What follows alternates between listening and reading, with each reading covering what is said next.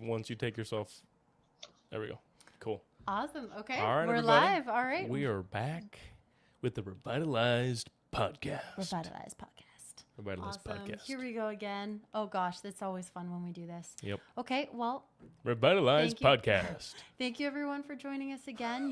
We're gonna go right into it pretty much, and as Pretty much. always, thank you to all of our donors who are helping us to make this possible. Because Justyn and I, we really believe that every single human life is priceless, and being healthy is a human right.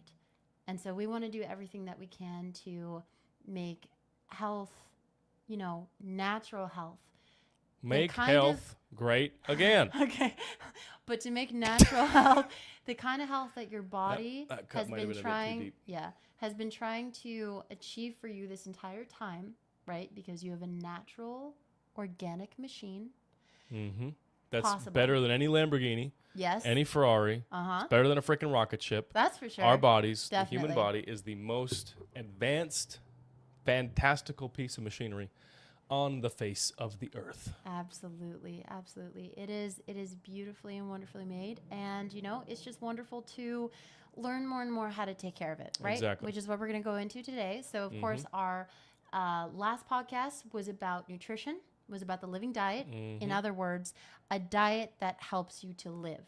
Absolutely. Right? It's something that is focusing on long-term health, not just a quick fix, right? Like a lot of other diets out there. Making it something that's actually sustainable and will actually be, helping you to achieve true results. Exactly. This podcast, we're still talking about nutrition, but it's going to be the Q&A. We're answering your hot questions. Absolutely. Your burning questions. They're sizzling. They're flaming. Mm-hmm. Need to get some retardant on there to calm them down a little bit. Flame retardant. Yeah. That's the thing. Yeah. That's what it's called, right? Hey, we lost a viewer. That was probably because of that joke. No, What? I'm kidding. That doesn't make any sense. I'm kidding. I love you. All right. Why don't we jump into it right away? Sounds good. Mm-hmm. So, we were planning on Drew doing the questions, and then that didn't work out, so I have to do the questions, and I didn't have them pulled up, so now I'm trying to stall as long as I can to pull the questions up, and the questions are coming up right here. T minus. Nope, that's the wrong one. Where are? Anyways, this is the notes? nutrition is This is gonna be edited out. Nutrition is typically something that people feel the most confusion There we go. on. Got it. But it doesn't have to be confusing. It's only confusing because people make it confusing. Exactly. The reality is when you might want to start that part over again because I was interrupting you. Okay. Most people have found nutrition to be very confusing for a very long time. But the reality is things only are confusing when they are, understood as being confusing, when they're understood as being complicated or, above your pay grade and this and that, How to eat is something that every person should know how to do. It's something that should come very natural to people. Mm-hmm. And, this is why we have a job, Justyn and I, right? Because it doesn't have to, and it should not be complicated. No. Not at all. It shouldn't be complicated. We have kids in the academy that are eating perfectly fine. They know how to take care of themselves. They know how to pick good foods, how to avoid bad foods. Mm-hmm. Adults should be able to do that too. Period. Absolutely. And, it is a disservice that as a society, we haven't learned how to do that, since being in school, right? That wasn't a requirement because knowing how to actually properly nourish your body is very essential. And for some reason, there is this lack of understanding that it is negotiable, that you don't have to eat every nutrient that is required every single day, which is actually crazy when you think about it because you need certain nutrients every single day. And when people single day are not getting what they need and they're getting too much of what they don't need, why do you think we're dealing with so much malnourishment? Totally. That's one of the biggest problems that people are dealing with in their health. Mm-hmm. And so understanding how to eat really, really healthy and helping people to, see the simplicity in it. And there's beauty in simplicity, right? Like we like to say, or at least I like to say, simplicity is one of the highest forms of elegance. And, there's a way to eat that is elegant, and a way to eat where you don't have to be, just second guessing yourself all the time, or worried about this chemical or that chemical. There is a simplicity to it. And once you know it, then, you're set. And it doesn't have to cost you a fortune. No. At all. Anyways, So we went over a lot of that in last week's episode. This week's episode, we are going to be covering your guys' burning questions. And we're hopefully going to give you some hotter answers. See what I did there? Yeah. Like that? Yeah. Was that good? All right. Let's go. Question numero uno. I know you guys didn't realize I was bilingual. Are organic foods healthier than conventional foods? So first of all, before we answer this question, I just want to highlight a pet peeve that I have on this question. Conventional food is not conventional food because it's only been around with GMOs, these pesticides, all these synthetics, these fillers, these dyes, these crazy things that we put in our food like products these days. Conventional food has only been around for a very, very short period of time. Organic food is what's been here forever. That's what food was before we changed it. Yes. So conventional implies that it's like the standard. It's the old-timey foundational thing. It's what our cultures were built on. It's the conventional way. But it's not. It's actually not the conventional way. It is the modernized way of eating, and it's the modernized way of growing food and spraying foods and producing foods and transporting foods and packaging and preparing and putting these neon reflective labels on food like stuff. So that's just one thing. I just want to mention that. I don't know why. Same thing like with alternative medicine, based on medicine you pulled out of the ground, herbs, plants. Those have been around a heck of a lot longer than anything else. Like that's not the alternative. That's the original. The OG. Crazy. Anywho, is organic food healthier than conventional foods? It's not necessarily black and white, but it's pretty close. The organic label itself doesn't really mean a whole lot these days, depending on where you are and depending on your state or your province or your country. But the idea behind organic, absolutely, is far superior than the idea of the conventional stuff we have access to today. There's a lot of conflicting research on the internet about organic foods or food sprayed with pesticides or foods used with GMOs or non-GMO. But if you look outside of the research and you look at the real world and you see the effects of people, most of our diseases that are food related, malnutrition related, they have skyrocketed as the production of these conventional foods have skyrocketed. Yeah, and a prime example would be even on things like different breads and how you look at, the American population versus the European population, how there's, in different countries in Europe, you're not allowed to do that. Right. And then you wonder why people are perfectly fine, even if they have sensitivities around consuming, breads and this and that when they're in North America. But all of a sudden, once they go to Europe, it's a different story. Exactly. So it's not necessarily the organic label that is healthier, because the organic label has a lot of problems. The organic certification has become an industrialized thing, just like greenwashing kind of situation. But the idea behind it, if you can find food that's actually organic, not just labeled organic, then absolutely. A lot of different minerals are in higher contents in soil that has been grown regeneratively without the use of conventional, even I'm doing it these days, modernized methods, modernized farming practices with all these crazy pesticides, these weed killers, these herbicides, fungicides, all these kinds of things. These chemicals have never once been shown in any study ever to be beneficial to people. The only thing they've ever been able to produce, and you have to look deep for it, is to find ways where they can explain these chemicals aren't harmful, never once beneficial. So the only benefit that we have, or excuse that we have to use these kinds of chemicals, is because it lowers costs of farming. It makes it easier on the farmers. It makes it easier on the crops because less of them get killed with aphids. And we have this whole paradigm and this whole narrative that without these pesticides, like our industrialization of it'll all collapse and everyone will go hungry. It would just go extinct. And to that I say, well, what did people do for the last 10,000 years before glyphosate was invented and atrazine was invented. Like, how did people survive if all their crops got eaten by aphids and these parasitic organisms every single year? The human species would have died off. It doesn't make sense. So, like, yeah, it can help protect some stuff, but there's also plenty of farming practices that can be implemented that don't use any synthetics at all, that can still keep our crops protected, still keep our food healthy, still keep our soil from going bad and having to, move.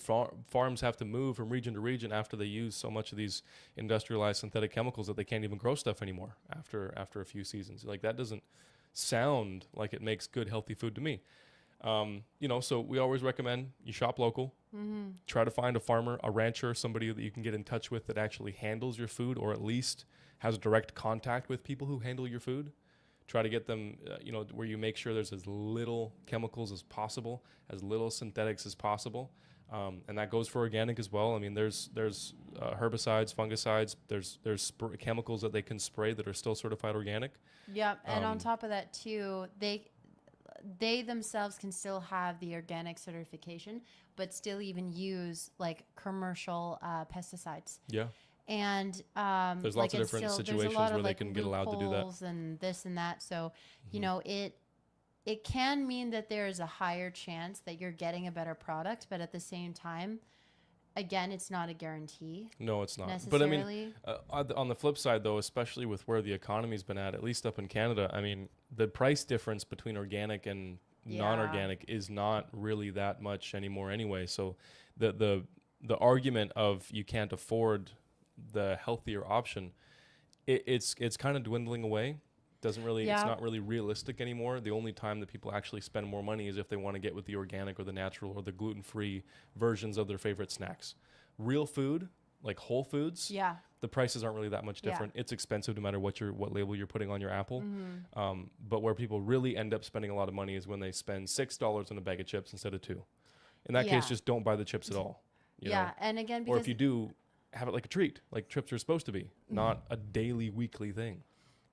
Because again, it's like, oh, hey, this food is expensive. How can I afford this? But it's like when the prices are not varying that much, then we have to eat. Like, we have to figure out a way how to make that a priority. Yep. Right? Like, that just kind of is what it is. You know what I mean? That's a fact. That's not an opinion. But, as Justyn was saying, whole foods, we broke that down, the whole processed foods, whole foods in our last podcast. So it would be really smart to even go watch that one first and then come back to this one if you guys haven't already. Anyways, why don't we go to the short answer out of all that, yes, real organic foods, food that is not genetically modified, that is not sprayed, produced, harvested, packaged with the use of industrialized synthetic chemicals, and food that has been grown in healthy soil and a healthy climate by people that actually know what the flip they're doing when it comes to agriculture. Way better than the alternative, which is the typical conventional stuff. Hopefully that answers the question. Next, what's the best diet to follow for overall health? This is another one of those questions where it's probably going to take us a long answer to explain. The short answer of that... Long time to explain? Long time to explain, exactly. That's what I said. The short answer is there is no one diet that fits the human species. There are general principles that we all need to follow. There are a similar profile of nutrients that we all need to have. But how we digest those nutrients, how we source those nutrients, how much of those nutrients we need, how often we need them, those change depending on the person. We're all very unique beings. The climate, your genetics, one example of this would be to look at the different blue zones across the world. So blue zone is basically where, there's higher populations of centurions, right? So people who live to about 100 or over 100. So not to be confused with the people that are half horse, half people. We're talking about the people that live over 100 years old. I did use it correctly, right? Yeah, you did. Okay, all right. Anyways. But, so around that. But basically, if you live a long time, it's likely that you have pretty good health, right? Right. So if you look at all these it's a safe assumption. if you look at all these different sections, you'll see that some of them have maybe more of a vegetarian diet. Some of them have, maybe they have like more fish, and they're pretty comfortable with meat or different things like this. But there's certain principles that follow suit, across the board. And then again, there's the aspect of their genetic profile, where they are, where they come from, et cetera, et cetera. Yep. So that would be a good thing to talk about. But one thing that's really important to understand, this is why the diet that we talk about is the living diet, meaning a diet that will give you all the nutrients you need, macro and micro, will be sustainable, will be goal oriented, right? So in terms of, it's fixated on, what your specific goal is for your body, fat right? loss, yeah, fat loss, muscle gain, et cetera, et cetera. Reducing inflammation, Yeah. dealing with certain digestive issues or blood sugar problems, things like that. The goal is super important when it comes to your diet. So you adjust it, but basically we take into account all those principles because, even though there's different people and we come from different backgrounds and stuff, we still all need like nutrients. We still all need the same micros and the same macros. You still have a human body, even though there's adjustments. That's why we call it the living diet, meaning a diet that supports your life. Exactly. Right? So it's a diet based in primarily whole foods. Yes. That are not changed very much from their natural form. We want to maintain their bioavailability, which means we don't want to denature them with heat or chemicals or extreme processing, different things like that. You want to make sure you're supplying all the standard nutrients that just people need in general. Everybody needs protein, carbs, fat, vitamins, minerals, antioxidants, fiber, different things like that. But everybody digests certain forms or sources of protein better than others. Yeah. Everybody needs different amounts of protein depending on the state of their health, the state of their digestive system, the level of activity in their lifestyle, their routines, their age, all these kinds of things. And so that's really what we do is we, not just with food, but we take all these variables and we help people put these plans together. We tailor things to the individual. Exactly. But to answer your question, like what is the best diet for overall health, it's one that gives you all the nutrients. It's one that has those nutrients coming from quality sources. It's one that you can maintain for a long period of time because, if you can only do keto for 6 months, what does that mean for the next 100 years of your life?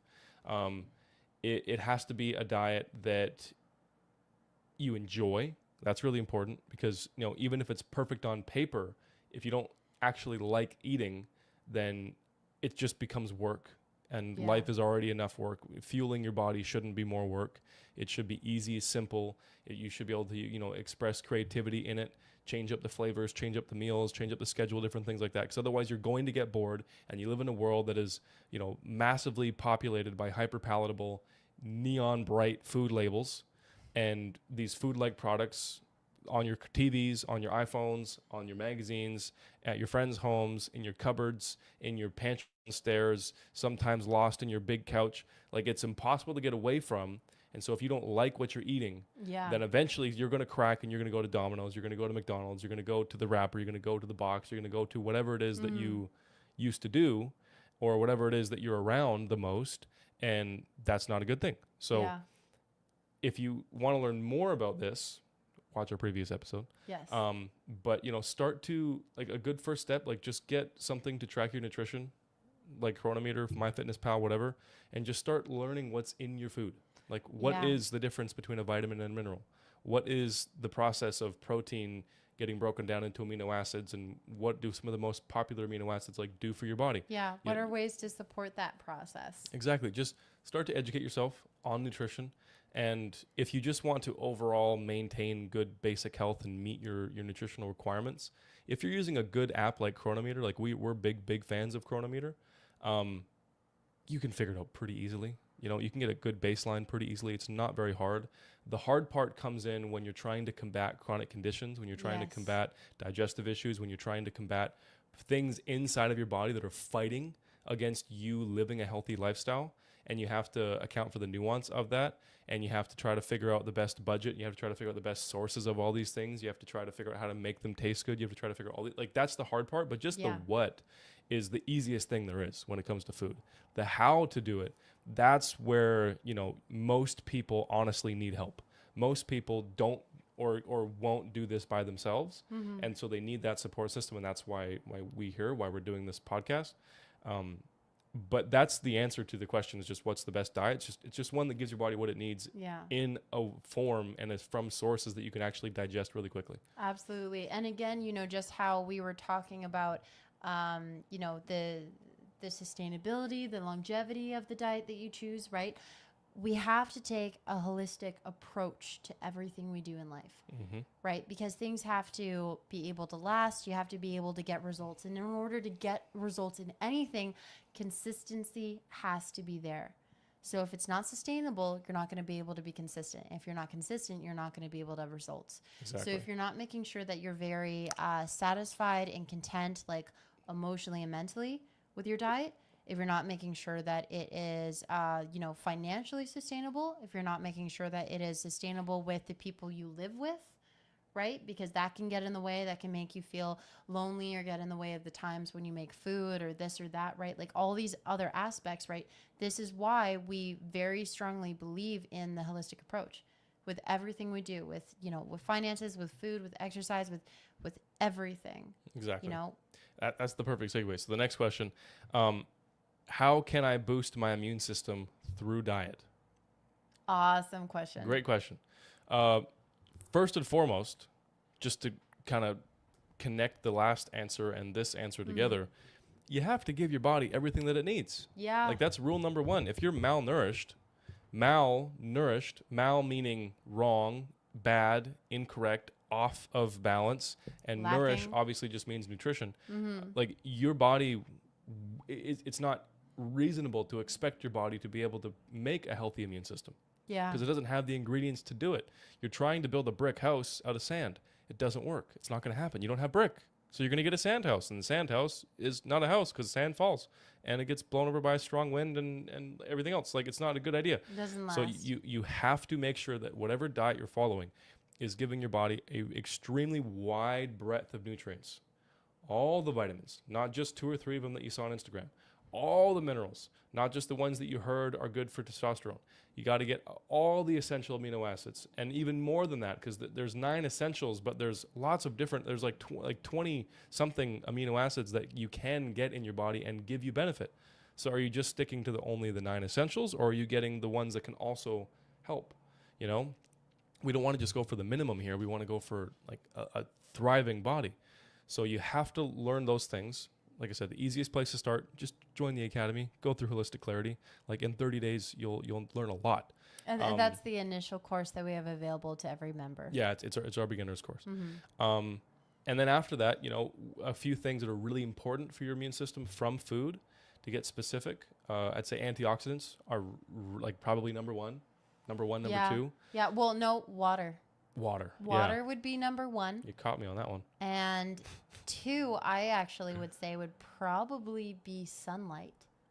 Yeah, but that's not diet. No. Yeah, well, it is. It is. No, because it technically is. Vitamin D is a hormone.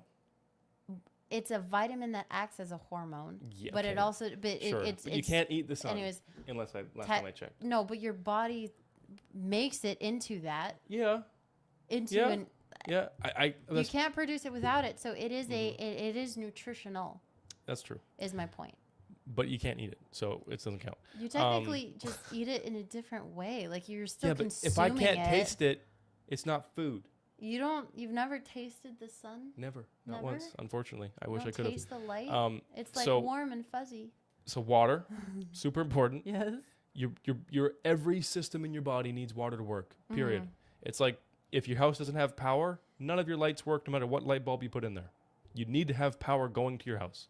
That's water for the body. Everything needs water.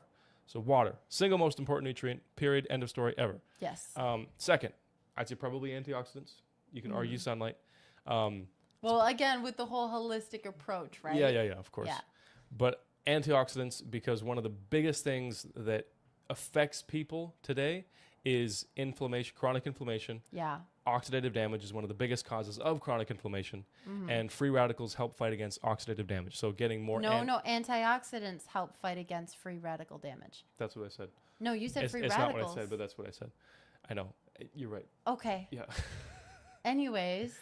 Antioxidants neutralize free radicals. Free radicals cause oxidative damage. Oxidative damage that is not dealt with leads to chronic inflammation almost every single time.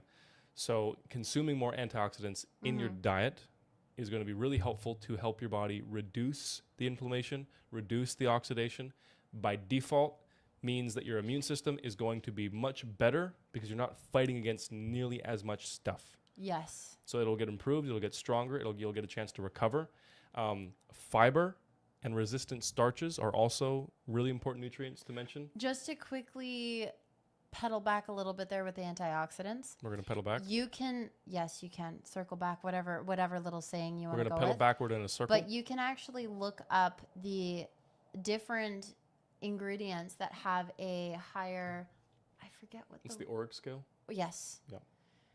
A higher percentage of antioxidants, essentially. So there's different, spices that you can incorporate into your diet, and different like superfood powders, right? One of our favorites is raw cacao powder. Raw cacao. Yes, but again, I mean that just goes into that. I don't mean to, go too much into this. I know we're a little bit short on time, but I will say this though is like when it comes to different superfood powders, just really be aware that there are very poor quality sources of it. Yeah, they're only as good as the ingredients, the source of the ingredients they're made from. Yeah. That is it. So one thing that's really smart is like if you do find a supplier, see how knowledgeable they are. I know that seems like a little bit more on the vague side, but and just general rule of thumb, never order from a company that doesn't deal directly with the source. Yeah. If they only talk with manufacturers that source a bunch of people and they're kind of like a white label brand, no. Yeah. That's a no-go. Go with people who are direct to the source. They have met the producers, the farmers, the ranchers, the harvesters, whatever. Yeah. They have a direct relationship with them. They understand how they best do their job and what is required to get that ingredient to them. And then make sure that they also know how to process it well, so they know what to look for in other competitors and things like that. Ask them questions, get them to kind of like, share their expertise, share their industry secrets with you, just to make sure you're getting a good product from people that know what the frick they're doing. Because if you're spending money on supplements, like they're, that's pricey.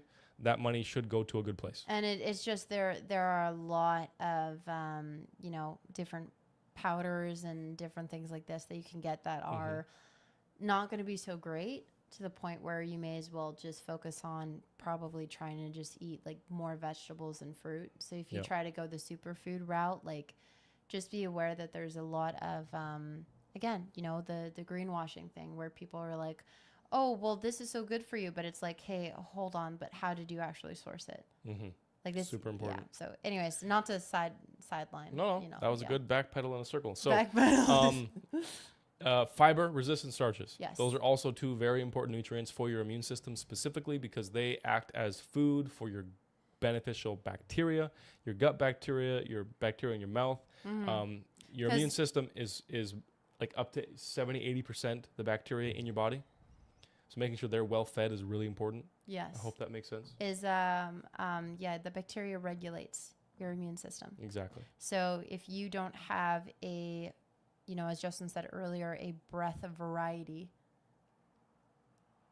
for your immune system to work with, it's not going to go so well for you. Exactly. So to recap, water, antioxidants from a good source, food first, supplements second, and then fiber and resistant starches to feed your beneficial bacteria. Those are three really good places to start, on top of just making sure that your diet is supplying the nutrients your body needs. That's just like the standard.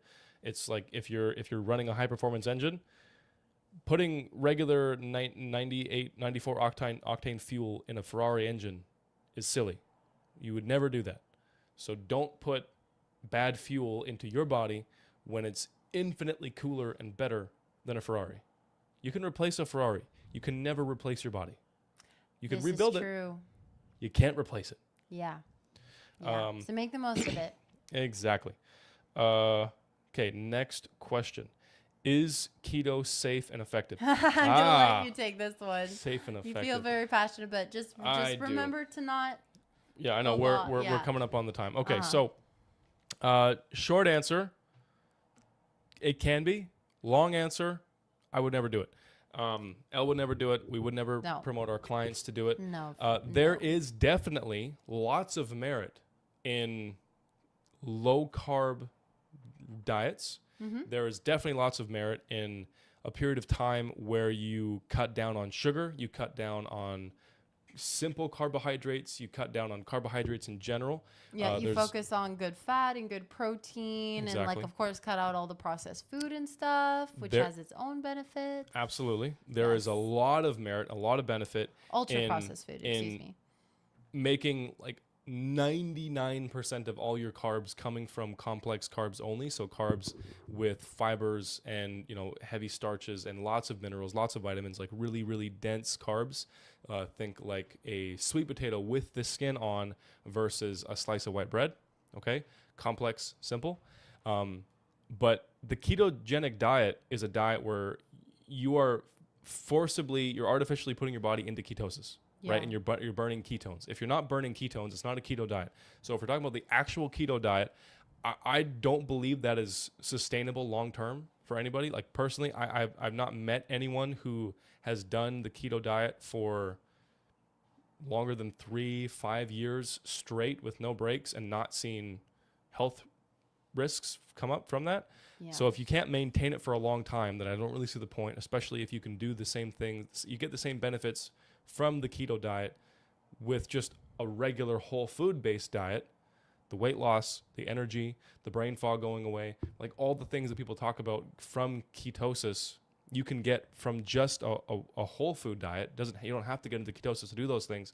Lots of people can lose lots of weight, get lots of energy, get really clear-headed very quickly doing the keto diet, but it's very, very, very hard to maintain for most people. And the people that can maintain it still don't do it for very long without having kidney problems, liver problems. Eventually the energy starts to get back to the way it was and then way worse. I mean, like your brain... Or the weight that they did lose, all of a sudden it's not being lost anymore. Exactly. And, you know, they're stagnant again. Totally. Carbohydrates are an essential nutrient. Yes. They are non-negotiable. Your levels of them, modifiable for sure. Yeah. Most people consuming way too much, absolutely. Most people consuming very poor sources of carbohydrates, absolutely. But I don't see any reason why somebody needs to or should do the ketogenic diet at all. And I think the mindset behind these fad diets is probably 90% because of marketing, 10% because of an actual good reason. Hopefully that makes sense. And you know, guys, like, again, remember that it's just like how a lot of people say they feel so much better on the vegan diet, but it's only so sustainable for so long. You know, when we're talking about full nutritional profiles, when we're talking about, like, again, sustainability, longevity of certain approaches, right? And with the keto diet and, you know, some other diets out there too, part of the start is, again, of course, people get off of ultra processed foods. People actually start paying attention to what they're eating. People make sure maybe they're drinking more water, or, you know, they're having more salt, or they're having, like, these very basic things covered. And from that, they're also making lots of other changes in other parts of their lifestyle too. If somebody's willing to cut out all sugar and try to go keto, they're also naturally going to gravitate towards getting better sleep, towards exercising more, towards being more conscious of their mindset and things like that, because the people that talk about keto also talk about those things. And when you start to make one change for your health, the other ones just start to naturally fall into place. So a lot of these things that people talk about, these transformational stories, it's not just because keto is so great, or going vegan is so great, or going carnivore is so great, or going whole food is so great. It's just because, like, you're making positive changes. Yeah, focusing on your health. And you're prioritizing your health. And you can half-ass prioritizing your health, and as long as you don't have a chronic condition, like, it can still change your life completely. For you know? Sure. Like, it can rock your world. And you're not even doing that good. You're just doing something, and anything is better than nothing. Yeah. but we don't want just better than nothing. We want really, really, really, really, really good, and then it to stay really, really, really, really, really good for a super long time. Yeah, for a really, really, really long time. Exactly. Yeah, really, really, guys. All right, why don't we move on to the next question? All right. Hopefully that answered your question, buddy. Mm-hmm. All right. Should I avoid foods with ingredients I can't pronounce? Yes. Oh, that's a great question. Yes. Yeah. Absolutely. And don't get us wrong. Sometimes just a chemical name is used, and that doesn't necessarily make it bad. No. But if you don't know what it is, don't take the chance. It's don't just, risk it. it's a precaution, It's a right? precaution. And so that's why, it's like you want to do mostly whole foods. Again, refer back to our last episode, but essentially whole foods are like the actual ingredient, like a potato or a tomato or an apple or steak, or like, it's the actual ingredient itself. So it keeps things very simple. Exactly. And then when you get into... And they don't have an ingredient label. Yeah. They're just potato, ingredient potato. And this is, should you avoid foods with ingredients you can't pronounce? Yes, until you know what they are. That's a good point. Because it's really easy to learn. Yeah. A quick Google that's search true. and you can figure out what basically anything is. Yeah, Google search, and also there's this government website called PubChem. PubChem. Okay, so that's a great one to start looking more into. Exactly. There's also a lot of other websites out there that can help you to know the toxicity EWG, level. Yeah, things exactly. Like that. The Environmental Working Group. Yes. Right? Yeah. Of different ingredients, not just in your food, but in your skincare products or different kind of personal care products, different things like this, and it doesn't have to be this long, complicated process where you go on the internet and study one ingredient for 8 hours. No. You know what I mean? Like it's going to take time. Yeah. But it takes time because you're doing 2 minutes here, 90 seconds there, Yeah. 5 minutes here. And over time, you learn this stuff, not because you're spending all of your time. But And then once you learn what things are, little increments. Exactly. Once you learn what things are and you're just applying general basic healthy principles in your diet, it's going to get way better. And it doesn't really have to, will. you don't have to have a PhD or a Yes. bachelor's in nutrition in order how to feed yourself. Like, do you need a PhD to go pump gas at your car? No, you just need to know the right kind of gas to put in your car, and you need to know how to fill up the thing, and you need to have the money to pay for it. And as long as you get the simple stuff with nutrition figured out, like, it's the same thing.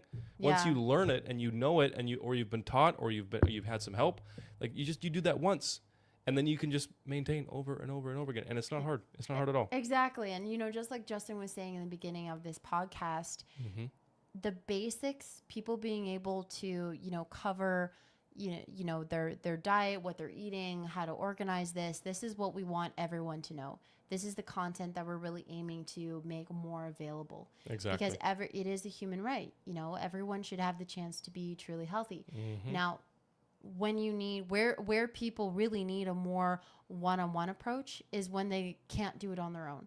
They're dealing with a chronic condition, they're dealing with a mental health condition, different things like this. They're dealing with a lot of self-limiting beliefs or different things like this that they require some coaching for, that they need help, in order to stay consistent. Or they don't want to wait as long as it's going to take them to figure it out on their own. Because it is going to take time to figure it out. Way because longer. It's a skill. Totally. Right? But if you don't have mentorship, in a skill, if you don't have someone teaching you, right? Just like even something as simple as driving a car, right? Like when it's something new and you're trying to do all these other things in your life, then it just feels like something daunting, something overwhelming. And the last thing you want to do is have anxiety with food. Or like something you have to do all the time. Waste 6 months, waste 3 years trying a bunch of different diets, trying to figure out what you want. Yeah. And what's going to work. Like, that doesn't make any sense. And going through the consequences that could, be attached to those different experiments. Exactly. So versus understanding what is very fitting and well tailored to you specifically as an individual. Okay, last question, and then I think we got to wrap up. Is intermittent fasting a good idea? Love it. That's a good question. Love it. Short answer, yes. Longer answer, really depends on why. Yeah. So if you're doing intermittent fasting as a compromise to a crappy diet, I'm just going to say it, pardon my language, no, don't bother.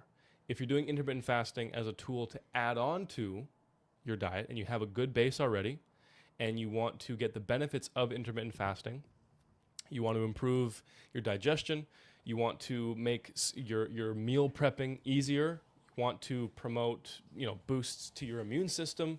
Different things that you've all heard of online, autophagy, energy, things like that. Absolutely.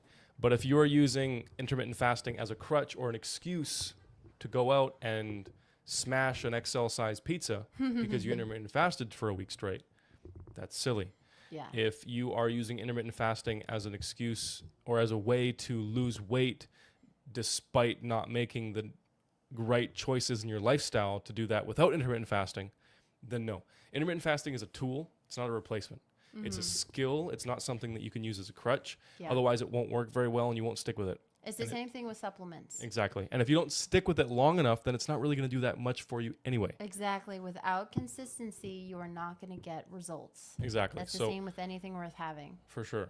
So we don't necessarily promote intermittent fasting for everybody, but we do definitely promote a regular eating window where, you have a certain amount of time in the day and you're eating your food in that time. And you cut it off fairly early. The eating late into the night is kind of silly. Not ideal. So in a way, we do sort of do intermittent fasting pretty regularly. And we do it like here and there, like in the traditional sense, right? Yeah. Where you cut it off like your eating window like early in the afternoon, right? Never not eat and then eat starting late in the afternoon. Okay, do the opposite. Start eating early and then cut it off. If you're anyways, but again, like Justyn said, you have to prepare your body for different types of, different therapies, different approaches, different protocols. Yep. And fasting would definitely be one of those things. Exactly. Especially if you're a woman. Yep. Fasting is excellent for both sexes. But again, you have to make sure that your body is prepared for it because as we were mentioning even also earlier in the podcast, we don't want to be dealing with malnourishment. That's not going to be good for your immune system. It's not going to be good for your brain. It's not going to be good for anything. You also, portion size is also another important part of nutrition. You don't want to eat massive amounts of food at one time because it just bogs down your system. It saps your energy and it lowers digestion and all these kinds of things. And so, a lot of the time when people do intermittent fasting, they use it as a crutch. They use it as an excuse. It's like, oh, I can go eat this because I do this. That doesn't work. Or they try to cram an entire day's worth of food into 4 hours. That's really hard to do, and it forces you to eat massive amounts of food in a very short period of time, and that's a lot of work. Or they try to combine several different things, and because they don't have much education when it comes to nutrition, they're just following the instructions of somebody who knows a bit more, or they're following the instructions of something that they saw online and they think they understand. They're maybe going keto and intermittent fasting at the same time and going vegetarian and intermittent fasting at the same time, and they didn't take any time for each of those skills or just trying to do too many things at once. Yeah, and to know what works for them too. Exactly. That's going to lead to a lot of problems, usually. Or they're just intermittent fasting and not making many other changes. And so they're taking a diet that was already giving them a malnourished body, and then they're shrinking the window that they can eat food, and so they eat less food, and then they become more malnourished, and they become more hungry, and then their cravings skyrocket, and they start having these weird thoughts, and it's like when you're in a movie and you get really, really hungry and things start turning into chicken wings. It becomes like that in real life, and they start to just eat whatever they can during their eating window, and their quality of food goes way down because they're hungry all the time. They're on the seafood diet. They see food and they eat it. Exactly. It's just, again, we have to make sure that we're having a diet that can actually support our life, that is goal-oriented, that, it can work long-term, that's sustainable. Exactly, and that's the key. It's goal-oriented, but the longer terms your goals are, the better they are. So if you just want to lose 20 pounds in 6 weeks, that's not nearly as important or powerful as maintaining a healthy body weight for 6 years or 60 years. Yeah, I was just going to say 60. So that covers our questions. Thank you guys so much. And one thing that we also want to bring up to you guys, because, this whole Revitalize Our World project that we're doing, again, thank you to our donors for making this possible. Because thank you, donors. We appreciate you. We're making, holistic health care education more available. Exactly. We're doing that. We're doing that with this live podcast and everything like that. But another thing we're that taking holistic health and giving it back to you. The people. Another thing that we're doing as well. That was Bane. Is I know another thing that we're doing as well is we are prioritizing our newsletter. Back to you. And typically, the people. And typically, you know, newsletters, it's like, oh, subscribe to this to hear about sales or this or that. But no, we're making an educational newsletter, right? Yep. Just like these are educational. And it's going to be a nutritional newsletter, and it's literally called How to Eat Healthy. You know, and simple, easy, straight to the point. Yes. It works every time. Exactly. So basically, you subscribe, you're going to be sent, you know, another tip, another step to take towards learning how to eat healthy. Mm-hmm. You know, not just the what, but the how, taking into account different things like even budget, different protein powders, different things to look for on a nutritional label, like all these things that are that help you to actually create a lifestyle, not just follow a diet. Because it is a lifestyle change. It is something that requires you to take a holistic approach on. Yep. And if you don't take the correct approach, you're not making sure that is sustainable, then you're not going to be able to be consistent with it. Or if you know, like, and if you don't do that, you're not going to get results. And it's just going to be one of those other things where you see a video here, a video there, maybe save it, and then you never watch it again. You know, if you want to have real change happen in your life, you have to be very proactive. Yep. And to be proactive and ensuring that is, you know, especially with a busy lifestyle, most people are pretty busy these days, is making sure that is sustainable and being able to be consistent with it, right? To do that, it has to be a step-by-step approach. That's why we're making the newsletter. That's why we're having these podcasts. That's why we have all the things that we have that are free, you know, so that people can start walking in the right direction, step by step by step. Because that's very, very important. And then if you're someone, again, who has something like a chronic condition, who needs further support, who needs more, you know, one-on-one time, who has been trying to do this for a really long time and just hasn't figured it out and needs things more tailored to them. And you just want to get it right. Exactly. And you don't want to waste time and like tons of money and this and that. Do you guys know how many people we've spoken to who have spent tens of thousands of dollars or more years of their life, and years of their life away, away, and they barely like made a scratch, and then they start working with us, and we actually have it tailored to them, not just a one size fits all approach, you know, where they can actually be consistent with it, and then they never even have to talk to us again. Like, anyways, it happens all the time, and we just want to remove the confusion around it. We want to make it simplistic, you know. So if you want some help, down in the description we have a link to our website, and our newsletter. revitalizedacademy.com and the newsletter. Fill out an application form. Somebody from our team will talk to you like a real human. You'll get to ask questions. We'll go over details. We'll help you figure out a plan. And if you want help, we'll be there. Yes. And if you want to read a lot, subscribe to the newsletter because it's freaking awesome. And that was a loud motorcycle. Have a great day, everybody. This has been the ReVitalized Podcast. The ReVitalized Podcast. You thought diets were your ally. But you didn't know about nutrition until it was already too late. It doesn't have to be too late for you, though. Okay. Exactly. Bye, guys. See you, everybody.